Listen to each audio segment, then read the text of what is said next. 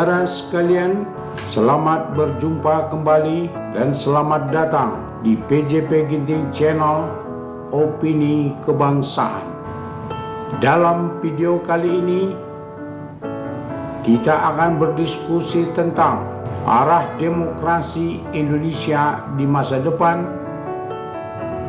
dengan sebuah topik yang kompleks dan penuh pertanyaan besar, janji kampanye dan aksi nyata Prabowo.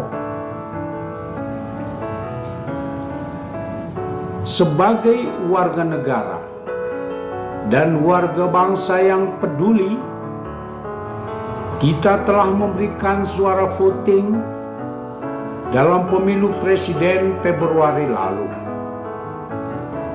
Dan Prabowo telah ditetapkan sebagai presiden terpilih. Kita masih ingat janji-janji indah kampanye yang disampaikan Prabowo di berbagai tempat dan kesempatan saat kampanye tempo hari. Janji tentang pembangunan ekonomi lebih baik dengan tingkat pertumbuhan 8%. Janji tentang pendidikan lebih berkualitas dengan memberikan subsidi lebih besar, kesempatan lebih luas sekolah ke luar negeri, memberikan makan siang gratis untuk peserta didik.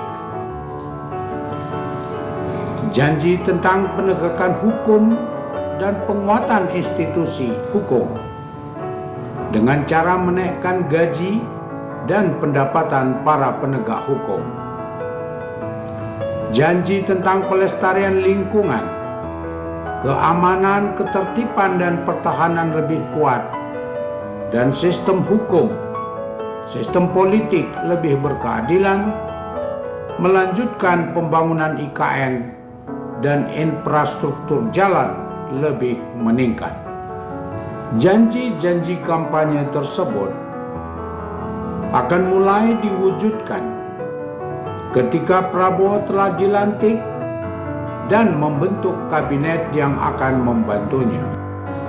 Tentang bagaimana Prabowo mewujudkan janji-janji kampanye tersebut 4 bulan menjelang pelantikannya, belum terlihat langkah-langkahnya secara gamblang dan masuk akal.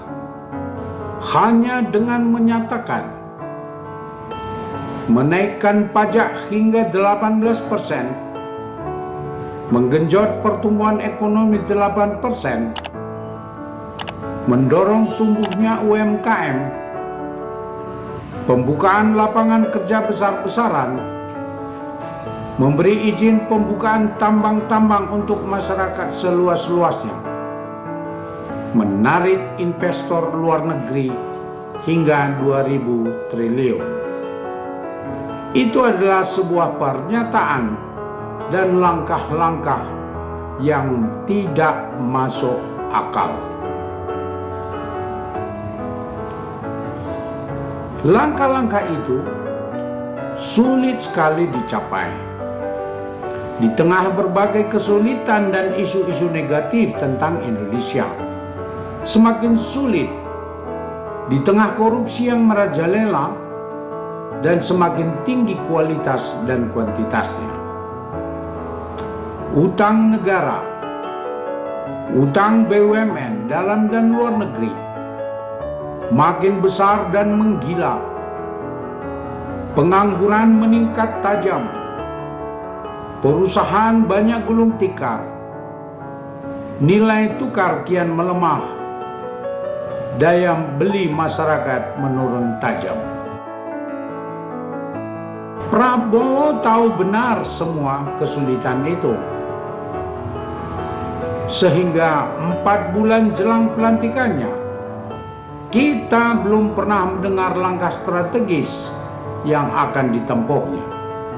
Melalui analisis terhadap berbagai faktor dan kondisi real, keadaan negara dan bangsa, secara logika kita tidak yakin Prabowo akan mewujudkan janji kampanyenya.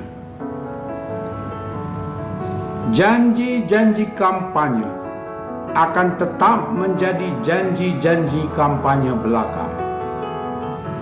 Justru kehidupan masyarakat akan kian tercekik. Kita bisa bayangkan besaran pajak 11% saja, kehidupan masyarakat sangat tercekik. Daya beli dan inflasi tidak lagi seimbang. Bagaimana mungkin Prabowo mau menaikkan pajak hingga 18%? Bagaimana mungkin Prabowo bisa membuat pertumbuhan hingga 8%? Kita sebagai bangsa memang harus optimis, tetapi berharap janji kampanye Prabowo bakal terwujud hanya mimpi dan ilusi belaka. Saudara, demikian pandangan saya tentang janji kampanye dan aksi nyata Prabowo. Mungkin Anda mempunyai pandangan yang berbeda. Silakan sampaikan pendapat Anda di kolom komentar. Dan jangan lupa like, subscribe, dan share, serta tekan lonceng notifikasi video ini agar lebih banyak orang yang tahu tentang janji kampanye dan aksi nyata Prabowo. Terima kasih.